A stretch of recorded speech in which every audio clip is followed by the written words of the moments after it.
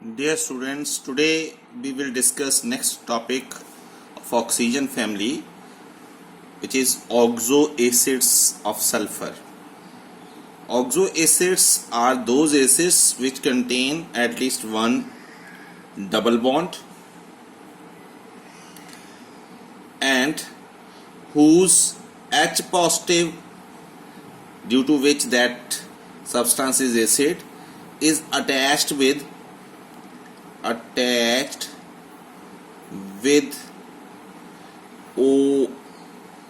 oxygen, OH. It appears that these are base, but due to electronegative difference between oxygen and hydrogen, it is very much high electronegative difference, so it will dissociate H positive more easily. First oxo acids of sulfur is sulfurous acid, H2SO3, in which sulfur possess oxidation state +4. Structure of this acid is, it contain one lone pair, one double bond, because it is the condition, must contain at least one double bond, and 2 time H बचा तो वो दो oxygen के साथ attach हो जाएगा, तो OH. सो ये डाइप्रोटिक एसिड है, 2 टाइम H पॉजिटिव दे सकता है, diprotic. Most of the oxo acids of sulphur are diprotic in nature, which mean they dissociate to give 2 time H positive. Next is very important, sulfuric acid, H2SO4. The structure of sulfuric acid is, it contains 2 double bond with oxygen and 2 time OH, so that's why it is also diprotic. देखो देखने में ये base लग रहा है, but जो sulphur और oxygen की इलेक्ट्रोनेगेटिव डिफरेंस है वो इतना ज्यादा नहीं है इस बॉन्ड का, और OH बॉन्ड का इलेक्ट्रोनेगेटिव डिफरेंस ज्यादा है, इस कारण ये OH बॉन्ड से डिसोशिएट होता है. अगर इस बॉन्ड का इलेक्ट्रोनेगेटिव डिफरेंस ज्यादा होता तो OH डिसोशिएट हो जाता, विच मीन वो बेस होते, जैसे सोडियम हाइड्रोक्साइड होता है. तो इसमें ऐसा नहीं है, इसमें OH बॉन्ड की इलेक्ट्रोनेगेटिव डिफरेंस जो है वो बहुत ज्यादा है. Next is thiosulphuric acid. Thio mean इसमें सल्फर सल्फर बॉन्ड होगा, बाकी सेम सल्फ्यूरिक एसिड की जगह है की तरह ही है, तो it contain one sulphur sulphur, thio हो गया, एंड बाकी rest of the structure is similar to that of sulphuric acid. Next is per oxo monosulphuric acid, also known as Caro's acid. अब per oxo mean per oxide linkage, oxygen oxygen linkage. तो इसका structure भी sulphuric acid की तरह ही है, सिर्फ इसमें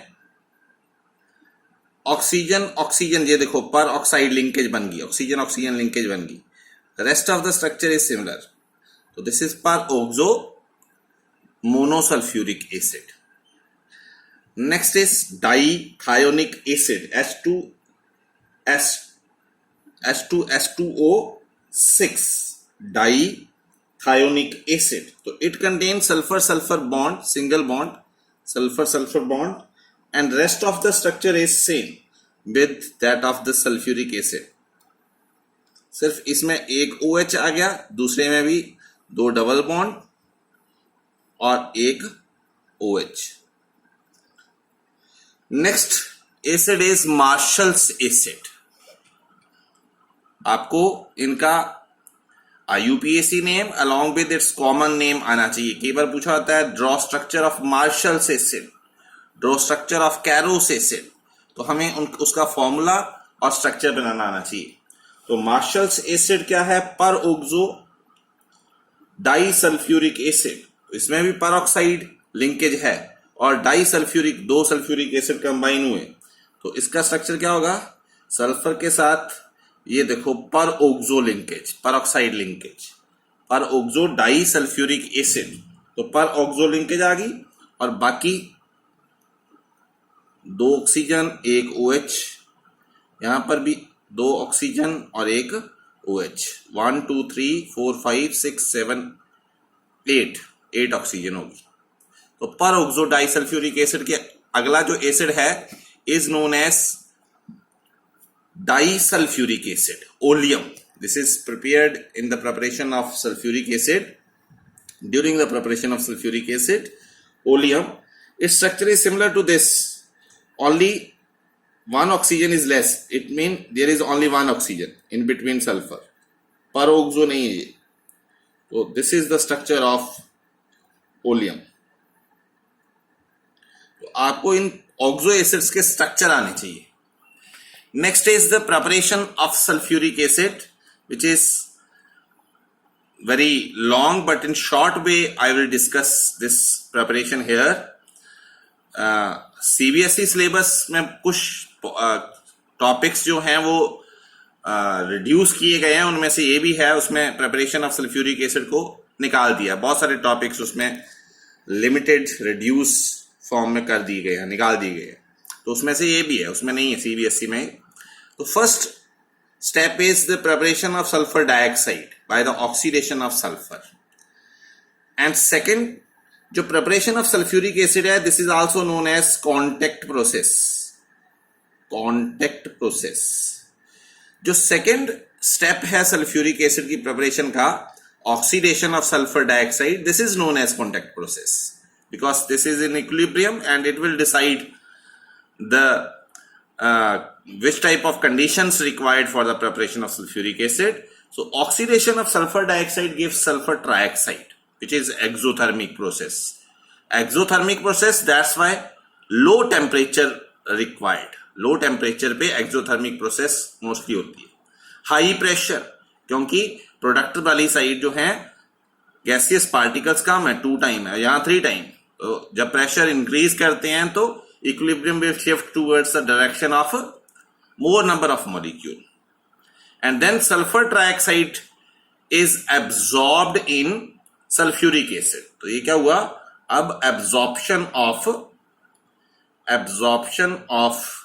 sulfur trioxide in 98% sulfuric acid.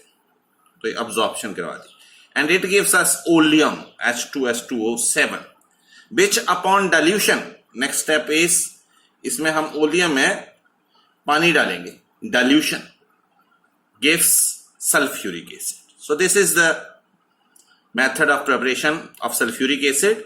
Now question arise here that absorption of sulfur trioxide in 98% sulfuric acid gives oleum, and then dilution will takes place. Water बाद में डाला. अगर हम यहां पर सल्फर ट्राइऑक्साइड में वाटर डायरेक्ट डाल दें, ये सल्फ्यूरिक एसिड में ना डालें, सीधा डायरेक्ट वाटर डाल दें, then also sulfuric acid prepared. But this method of preparation of sulfuric acid is not used. This is the question which will be discussed by us in next topic. So let us discuss this question, that why direct hydration or direct absorption of water in sulfur trioxide will not preferred, because sulfur trioxide is not directly absorbed in water to form sulfuric acid. Why? Because this process is highly exothermic. हम sulphur trioxide को direct water में absorb नहीं करवाते. Sulphuric acid तो बन जाता है, but ये ऐसा नहीं करवाते क्योंकि it is highly exothermic process and produce dense fog. बहुत ज्यादा फॉग प्रोड्यूस करता है, और जिसके कारण जो worker working in the plants हैं, this fog become harmful for them. This is very harmful for the workers. Next, acidic character of sulfuric acid, it dissociate to give H positive and then again H positive. It is diprotic in nature, तो 2 time H positive देते हैं. और जो first H positive dissociate होता है, उसका dissociation constant बहुत ज्यादा है, which mean it is a stronger acid, and it form 2 types of salt, sulfate or bisulfate, sodium sulfate, sodium bisulfate, etc. It is a dehydrating agent. It has strong affinity for water. it absorb water. Sulfuric acid absorb water. For example, copper sulphate में आप sulphuric acid डालोगे तो ये water को absorb करके copper sulphate जो hydrated है उसको एनहाइड्रस में कन्वर्ट कर देगा. That's why it produce corrosive action on skin also. जब हमारी स्किन पे गिरता है तो ये स्किन से वाटर को एब्जॉर्ब करना शुरू कर देता है. इसी करेक्टर को absorption of water bye sulphuric acid from sugar, from paper, from would, लकड़ी के ऊपर अगर हम गिराएं तो ये वाटर को एब्जॉर्ब करता है और उस लकड़ी को, उस शुगर को कार्बन में चेंज कर देता है. This property is known as charring. Charring is the absorption of water from sugar, paper और wood. Absorb water and convert that material into carbon. Sulphuric acid का जो स्ट्रक्चर है that is the structure of sulphate ion.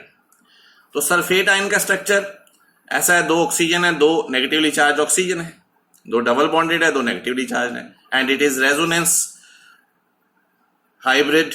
Resonance hybrid है, कभी double bond आपने यहां कर देना है, कभी आपने यहां कर देना है. ये डबल बॉन्डेड स्ट्रक्चर ही कन्वर्ट करना है, तो ये आपने खुद करना है. Sulphuric acid is used in most of the factories, whether that is medicinal, pharmaceutical or paper industry or sugar industry. So the economy of any country depends upon its production. कितना sulphuric acid किसी country में use हो रहा है, जितना ज्यादा use हो रहा है इतना मतलब ज्यादा फैक्ट्रीज वर्क कर रही हैं. So that's why it is known as king of chemicals. Sulfuric acid is known as king of chemical because production of most of the material in factories depends upon the production of the sulfuric acid. So that's why it is known as king of chemical. Next we will do in the next lecture. Thank you.